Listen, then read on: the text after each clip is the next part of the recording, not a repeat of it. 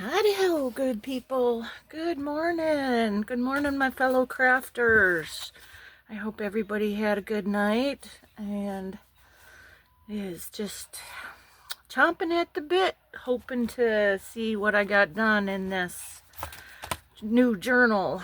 I got a lot of stuff stuck down, but now I'm searching for more. Since this is going to be a little under 100 pages,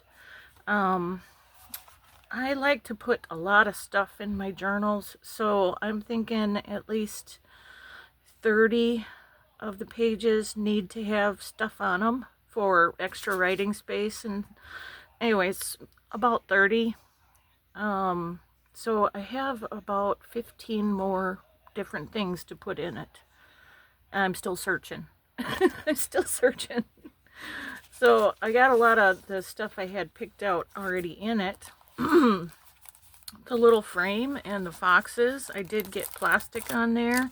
It's all wrinkly, but I put that screwing and turning underneath it because, you know, the little sly foxes, they're they're always screwing and turning with your mind. Little sly foxes. And then this was just a little cluster that came off of the plastic tablecloth tags that I had made when I found out the stuff didn't really stick to them. Yeah, this was one that came off, so I just trimmed it up a little bit and it fit perfectly in that corner, which I really loved that. I found a few more paper clips, that one and that one. I had used a metal, the full metal tags from my very first session of doing that. And then what I was thinking, this is why I did not trim off the board, because when it closes, if I have stuff sticking out, I kind of want it to be, if I had the cover just to here, yes, you could see those sticking out, but then having a closure would kind of squash them. So that's why I think it would be better, since the fabric will go here and then this goes over it. And I do want the book a little bit bigger than the pages. And then it would stick over like that, and those little things would be safe. So that's what I'm thinking there. And then I do have the little metal corner protectors, and that would give me, you know, a little bit bigger space to do the slow stitching or whatever I decide to put on the top of it as the focal. So I'm glad I didn't trim these down yet, because I do like using the paper clips, and you can always, you know, add more stuff to it. I came up with this as just like, I figured washi tape. I did double that right there. This is just coffee dyed paper, just a little, I'll probably use a different kind, something with maybe a little something on it, but just washi tape holding it up, of course glued, and then it would be folded up like that. And that way I'll put a little tab right here. I thought I had one here. Attach a little tab right there, and then let's see if I can do this. Yeah, I'm a little shaky. And then it'll pull down for extra writing room like that. And then I'm thinking maybe put that fabric flip over it, so that will hold it closed. Or I could figure out some kind of closure for it, a little brad with a piece of paper to turn to hold it closed, maybe. Anyways, that's my thoughts on that, because I do like to put in extra extra journaling space. So I came up with that. Then here's that belly band that I did. I got a little bit of extra glue on it that I couldn't get off because I used the Fabri-Tac, which is silicone. So I put a little strip of little skulls, just scrapbook paper and a little ephemera and a couple little things to cover it up.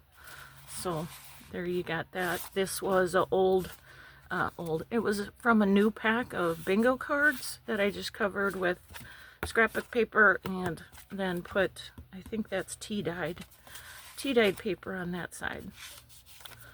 So that one. So I still got five or six more pages that I want to decorate inside them. I got those two book pockets down, book page pockets. I put a little music there, a couple little pieces of ephemera. I stamped it with the little kitty face, more like the Cheshire cat kind of thing. The key to time or ideas. Not sure about this one. It's just a couple dictionary pages stuck together and sewed around, but I do like this. It's all the self-centered, self-concern, which is, you know, basically the kitties. It's always about them. And then this little pocket fit perfectly in there, and I still got to figure out what I want to stick in there, if I want that stuff in it or something else. But it fit perfectly in that little pocket. And then this is just like a little pad of sticky notes with a little light bulb, so you can put different ideas in your book.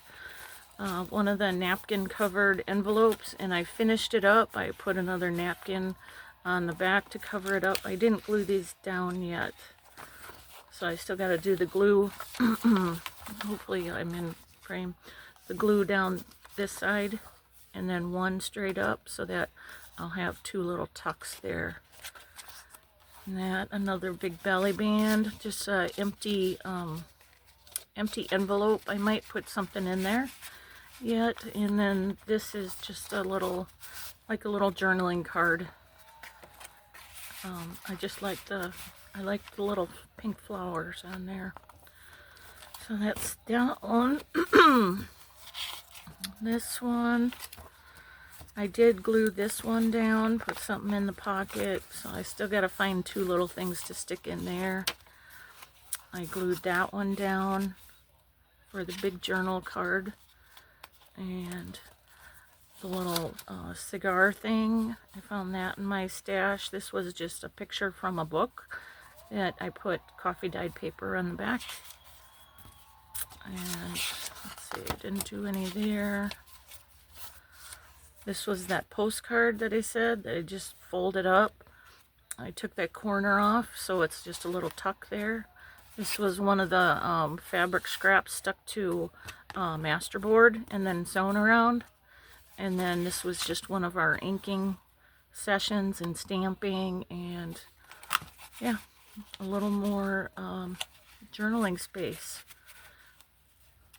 And then the other side, again, this was a bingo card that I just put scrapbook paper and coffee dyed paper, so that you have some more. And yes, that's upside down, but that does not bother me. Being a junk journal, things like that happen. And then this one, this was just a little tuck. This was the center of one of the frames that I did. So I just inked around it and put a couple little things there. This one kind of ripped. This paper is a little more fragile. To get this effect, is you crunch it up, coffee dye it, crunch it up, and put a little extra coffee on. And the black dark is like where the sun really cooked it. So it's a little more fragile on certain spots. So I used some of my alcohol inked Scotch tape that looks like really old tape. So that was perfect for that. The little pocket with the little texture paste. And this one, I used one of my frames. I used a washi sticker, I think. This was some Tim Holtz wallpaper pieces that I just ripped, and then instead of just putting that down, I wanted to be able to have somebody write on the back of that as like a little secret, a little more private writing spot. So I just put that little tab on it. Makes it easier to get in and out. This was another envelope. I did use the tablecloth. It's the plastic on this side. But it still sticks. It sticks down from the other side. I haven't had an issue with that. So I liked the spider with the spider webs. And then I want to decorate this somehow with something. Again, when I was trimming it up from doing that part, I kind of cut into it, which is, you know, that's what I do. I mess it up. So again, I use some of that alcohol inked tape that I had. So yeah, that will fold out that way. I thought that looked pretty cool on that page. I just didn't glue it down yet. This one, again, it ripped a little bit. So this is medical tape that I did some stamping on and worked perfectly for fixing it. I thought it looks cool. And that's, oh, the belly band that I did. And then I did use the little bear. I took some sandpaper to it so it's not as bright shiny. You know, it dulled it down a little bit, but a great little journaling card. I thought that was really cute because that kind of hit him. So that's where I am on that. I did some more napkins on doubled dictionary pages because I really liked this pattern. It's just a small napkin. It's one of the little drink napkins. So I knew I wanted pockets, and so I didn't do the coffee dyed paper on the back. I made it's like double or triple pages, so it's sturdy, can be used as a pocket or a tuck, you know, but it doesn't have the big bulk in it.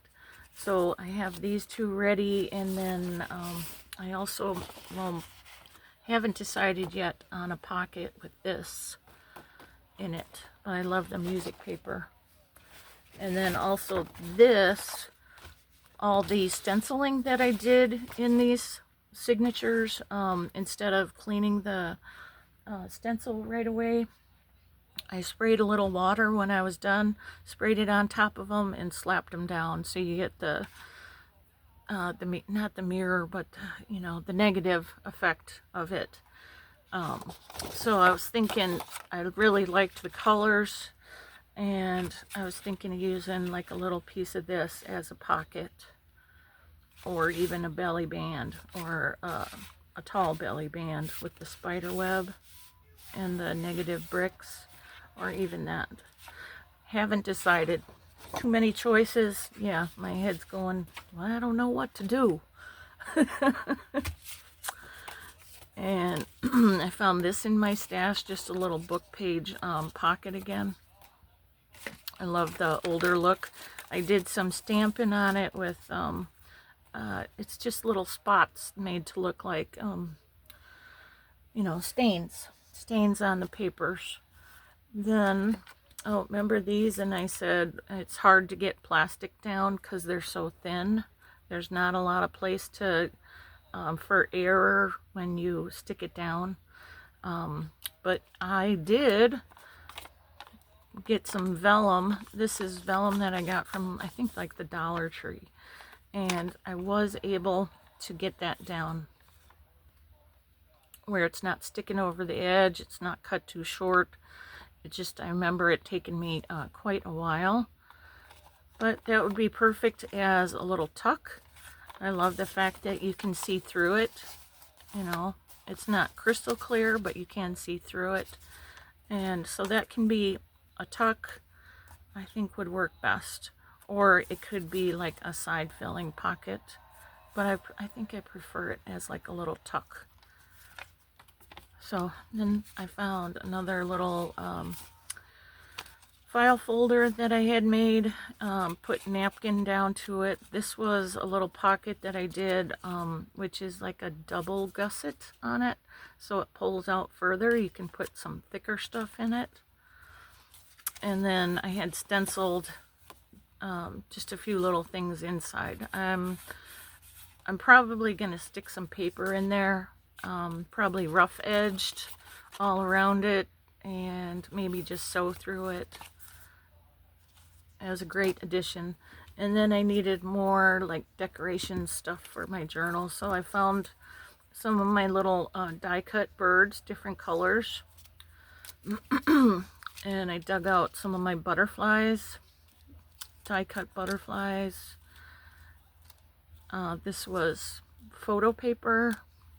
This was just watercolor paper. And then I pulled out a couple of my little windows at work. I worked on getting them open.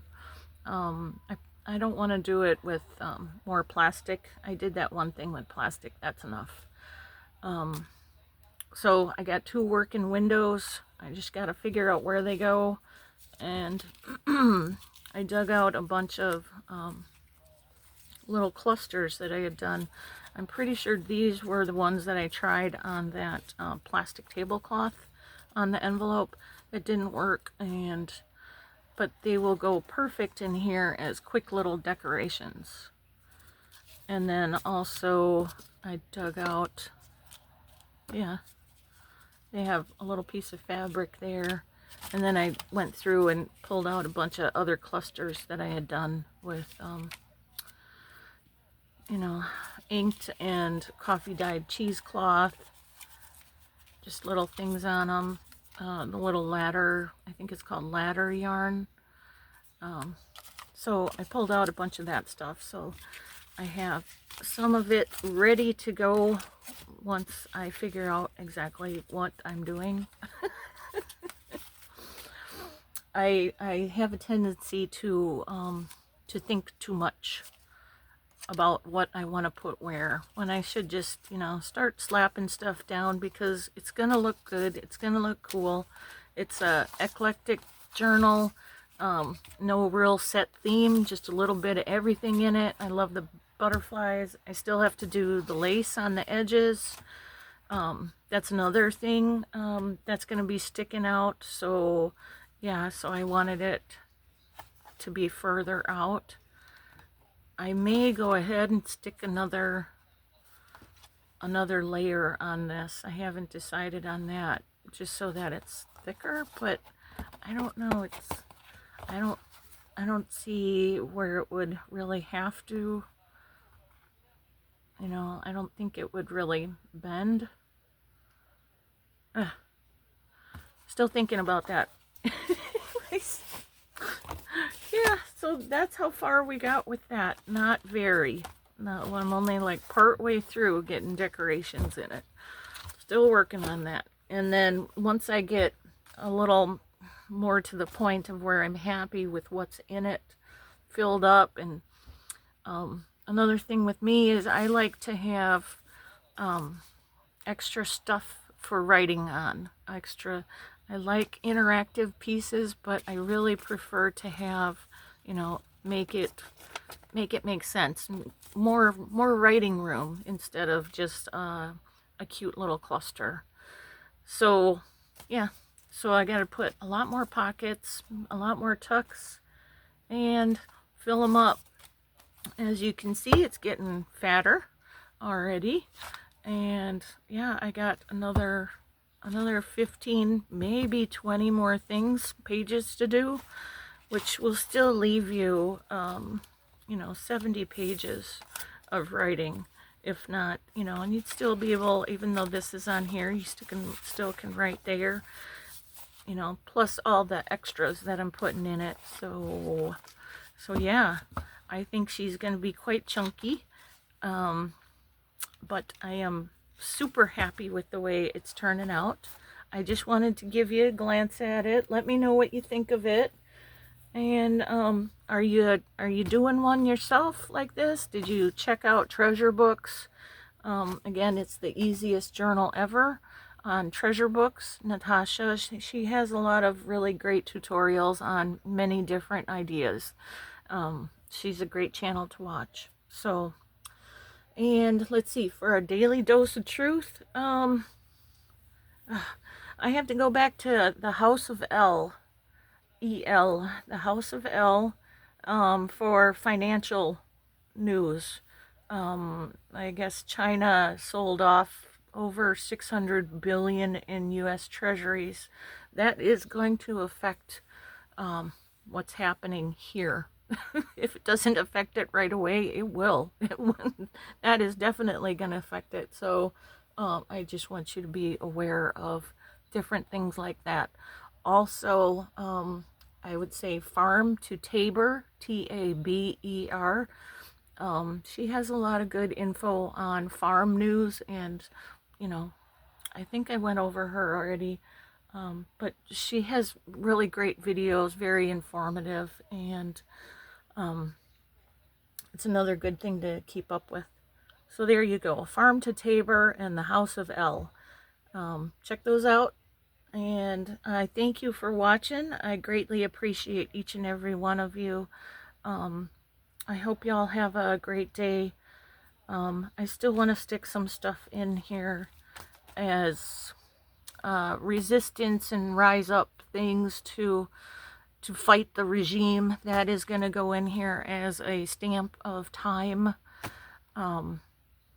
because the way they still talk about it, Renee Good and Alex Preddy, you know, it's just not right. He was a wonderful man, just as Renee was a wonderful woman, and did not deserve to die and be executed the way he was. And as cold as those ice guys are, you know, they weren't doing CPR on him. They were counting the bullet wounds so they could brag. You know, that's really sick, super sick, and I can't believe our federal government is, you know, condoning that, and then trying to push that he was in the wrong, shouldn't have brought a gun. He was totally licensed.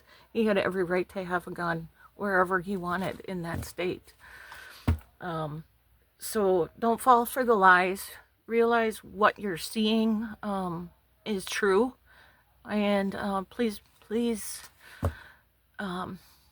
stand with us to help fight the bullshit that's going on. Anyways, I love you guys.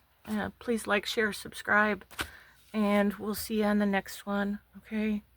No kings and screw ice.